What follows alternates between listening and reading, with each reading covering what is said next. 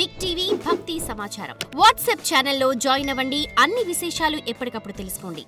ఈ దుర్గామాతను నిమజ్జనం శరన్నవరాత్రిలో అందరూ కూడాను ఇంతకుముందు దేవాలయాల్లో చేసేవాళ్ళు. ఈ మధ్య కాలంలో బయట కూడా ప్రాంతాల్లో కూడా చేసి శరన్నవరాత్రులు చాలా అద్భుతంగా చేస్తున్నట్టుంటున్నాం. నిమజ్జనం ఉందా అంటే సౌత్ స్టేట్స్లలో చాలా తక్కువ ఉంటుందండి. ఈ కల్కటా ప్రాంతంలో అంతా కూడాను నిమజ్జనాన్ని చేస్తున్నారు చాలామంది కూడాను. దానివల్ల దోషం లేదు. ఇక్కడ ఎవిడెన్స్ ఏమైనా ఉందా అంటే ఉంది. ఎక్కడ నిమజ్జనం చేస్తున్నారంటే మనం ఎవిడెన్స్గా లేకుండా ఇది నేను మాత్రమే చెప్పడం కాదండి. ఎవిడెన్స్ ఎందుకు చేస్తున్నారు, అసలు చెయ్యొచ్చా చేయకూడదా?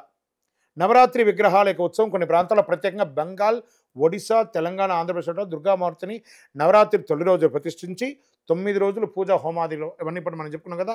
దశమి రోజున విజయదశమిని నిమజ్జనం చేస్తారు. నిమజ్జనం యొక్క అర్థం దుర్గామాత స్వర్గానికి తిరిగి పంపడం అనే అర్థం. విగ్రహం మట్టిలో నుంచి తయారు చేసి తిరిగి నీటిలో కలవడం పంచభూతాలకు విలీనమైనటువంటి ఒక అద్భుతమైనటువంటి విశేషం అని చెప్పారు. ఎక్కడెక్కడ ఈ ప్రాముఖ్యత పెరిగింది అంటే పశ్చిమ బెంగాల్, కొన్ని ప్రాంతాల్లో తెలంగాణలో, కొన్ని ప్రాంతాల్లో మిగతా ప్రాంతాల్లో అన్నీ కూడా చెప్పడం జరిగింది. ఇక్కడ మాత్రమే ఇది కొంచెం ప్రాముఖ్యమైంది. ఈ శాస్త్రంలో కూడా చెప్పబడింది. ఎక్కడ శాస్త్రోక్త ప్రకారం దుర్గామాతను కలశ రూపంలో ఆహ్వానించి ఉత్సవం ముగించాక ఉత్తర దేవతలకు వీడ్కోలు చెప్పిన కలశాన్ని గంగా సముద్రం వంటి పవిత్ర స్థలాల్లో కలపడము. విగ్రహ నిమజ్జనం అనేది తర్వాత వచ్చిన ప్రాజాపత్యంలో ఉంటుంది. ముఖ్యంగా పశ్చిమ బెంగాల్ ఇది వచ్చేసి పూర్వకాలంలో చెప్పబడలేదు.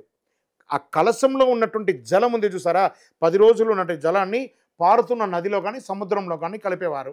అమ్మవారిని స్వర్గంలోకి పంపిస్తున్నామని. ఇంక దాన్ని విగ్రహ రూపంలో మట్టిలో చేసి ఇలా చేయడం అనేది చెప్పడం జరుగుతుంది. దోషం లేదు నిమజ్జనం చేయడం వల్ల. ఇది కొంతవరకు నా నాలెడ్జ్, కొంతవరకు పెద్దలు చెప్పినటువంటి ఎవిడెన్స్తో సహా చెప్తున్నాం ఏ ప్రాంతాల్లో చేస్తున్నారని. విజయోస్తు. ఏమండి, దైవనామస్మరణ చేసుకుంటూ వెళ్ళాలి. మీరు చాలామంది చూడండి, దీక్ష సమయంలో ఈ అయ్యప్ప దీక్ష తీసుకునే సమయంలో మాల విసర్జన సమయంలో కొంతమంది ఏడ్చేస్తారు. ఈ 40 రోజులు నేను వ్రతం ఉన్నాను, ఇప్పుడు నేను ఆ దీక్షల నుండి విరమించిపోతారని కళ్ళనీళ్ళు పెట్టుకుంటారు. కానీ దానికి డీజేలు పెట్టుకొని తాగి తందనాలాడి వేషాలు వేసుకొని చేస్తే అమ్మవారు అనుగ్రహం ఇస్తారనుకుంటున్నారా? ఆ ప్రశ్న మిమ్మల్ని వేసుకోండి. నేను అమ్మవారు ఊరేగింపులో ఉన్నాను, నేను ఇలా ఉండవచ్చా?